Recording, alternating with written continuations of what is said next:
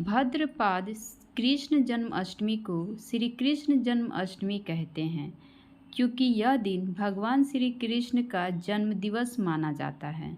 इसी तिथि को घंघोर अंधेरी आधी रात को रोहिणी नक्षत्र में मथुरा के कारागार में वासुदेव की पत्नी देवकी के गर्भ से भगवान श्री कृष्ण ने जन्म लिया था।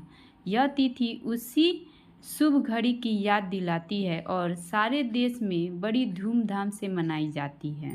जन्माष्टमी के दिन भगवान श्री कृष्ण की जन्म संबंधित कथा भी सुनते सुनाते हैं, जो इस प्रकार है। द्वापर युग में भोजवंशी राजा उग्रसेन मथुरा में राज्य करता था। उसके अत्यादि पुत्र कंस ने उसे गद्दी से उतार दिया और स्वयं मथुरा का राजा बन बैठा। कंस की एक बहन देवकी थी, जिसका विवाह वसुदेव नामक यदुवंशी सरदार से हुआ था। एक समय कंस अपनी बहन देवकी को उसकी ससुराल पहुंचाने जा रहा था। रास्ते में आकाशवाणी हुई, हे कंस, जिस देवकी को तू बड़े प्रेम से ले जा रहा है, उसी में तेरा काल बसता है। इसी के गर्भ से उत्पन्न 8वां बालक तेरा वध करेगा।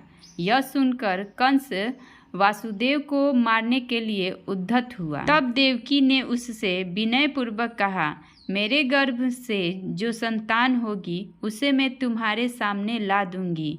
बहनोई को मारने से क्या लाभ है। कंस ने देवकी की बात मान ली और मथुरा वापस चला आया। उसने वसुदेव और देवकी को कारागृह में डाल दिया। वसुदेव देवकी के एक एक करके 7 बच्चे हुए और 7 को जन्म लेते ही कंस ने मार डाला। अब 8वां बच्चा होने वाला था। कारागार में उन पर कड़े पहरे बैठा दिए गए। उसी समय नंद की पत्नी यशोदा को भी बच्चा होने वाला था। उन्होंने वसुदेव देवकी के दुखी जीवन को देख 8वें बच्चे की रक्षा का उपाय रचा। जिस समय वसुदेव देवकी को पुत्र हुआ, उसी समय संजोग से यशोदा के गर्भ से एक कन्या का जन्म हुआ, जो और कुछ नहीं सिर्फ माया थी। जिस कोठरी में देवकी वसुदेव कैद थे, उसमें अचानक प्रकाश हुआ और उनके सामने शंख, चक्र, गदा, पद धारण किए चतुर्भुज भगवान प्रकट हुए। दोनों भगवान के चरणों में गिर पड़े। तब भगवान ने उनसे कहा, अब मैं पुनः नवजात शिशु का रूप धारण कर लेता हूँ। तुम मुझे इसी समय अपने मित्र नंद जी के घर वृंदावन में भेज आओ और उनके यहाँ जो कन्या जन्मी है उसे लाकर कंस के हवाले कर दो।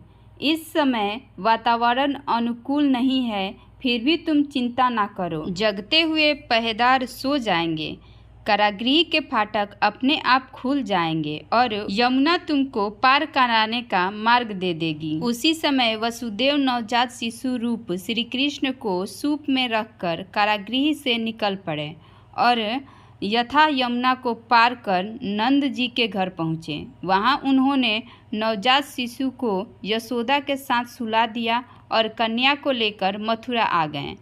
कारागृह के फाटक पूर्वतः बंद हो गए। अब कंस को सूचना मिली कि वसुदेव देवकी को बच्चा पैदा हुआ है।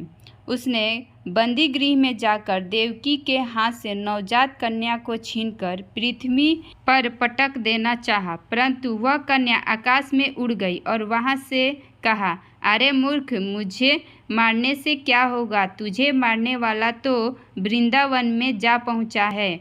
वह जल्द ही तुम्हें तेरे पापों का दंड देगा। यह है कृष्ण जन्म की कथा। तो दोस्तों, आपको यह कथा कैसी लगी? अगर अच्छी लगी है तो कमेंट में जय श्री कृष्णा लिखें और हमारे चैनल को सब्सक्राइब नहीं किए हैं तो सब्सक्राइब करिए, ताकि अगली कथा आप तक पहुंच पाए, और हमारे वीडियो को लाइक ज़रूर करें।